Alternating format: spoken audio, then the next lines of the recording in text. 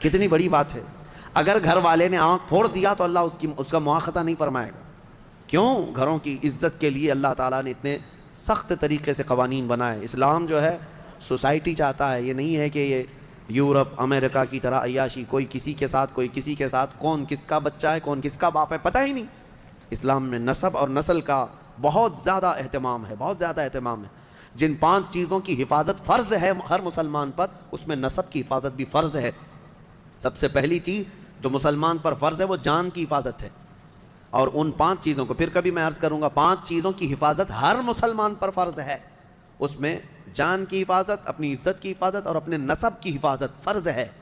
اپنے نسب کی حفاظت یہ نہیں ہے، یہی تو معاملات ہیں. کسی عورت کو آپ نے طلاق دے دیا، تمہاری عورت تو نہیں ہے. عدت کے کیا معاملات ہیں؟ یہ عدت کیوں رکھی گئی؟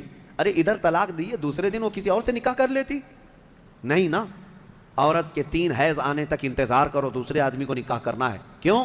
اس لیے کہ پہلے آدمی کا اگر ذرا برابر بھی نطفہ باقی رہ گیا طلاق کے وقت، تو پھر اس عورت سے دوسرا مرد نکاح کر لیا تو پھر 2 مردوں کا نطفہ ایک عورت کے اندر جائے گا تو نسب میں خلط ملط ہو جائے گا، کس کا بچہ ہے پتہ نہیں چلے گا.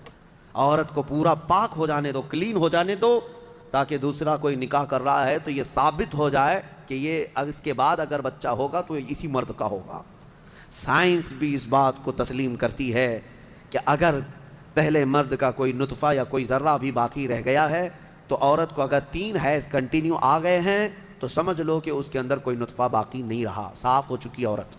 اور اگر نطفہ ہوتا تو حیض نہیں آتے، حمل قرار پاتا، حمل ٹھہر جاتا، حیض نہیں آتا حمل کے دن. یہ اسلام ہے جو نسب کی حفاظت کر رہا ہے. اسی لیے نظروں کی حفاظت کرو اور اپنی شرمگاہوں کی حفاظت کرو.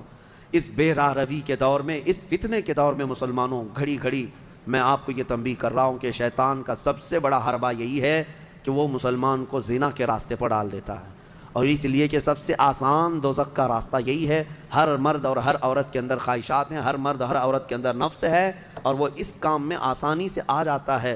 میں سمجھتا ہوں پوری دنیا میں الحمدللہ سب سے زیادہ زنا پر کنٹرول اگر کوئی کرتا ہے تو میرے مصطفیٰ کا غلام ہی ہو سکتا ہے مسلمانوں کے اندر الحمدللہ. ہاں جو بے راہ رو ہو چکے ہیں، جو بھٹک چکے ہیں راستہ، اور جن کو اپنے نبی پاک سے کوئی واسطہ ہی نہیں، میرا ان سے کوئی کلام بھی نہیں، میرا ان سے کوئی خطاب بھی نہیں.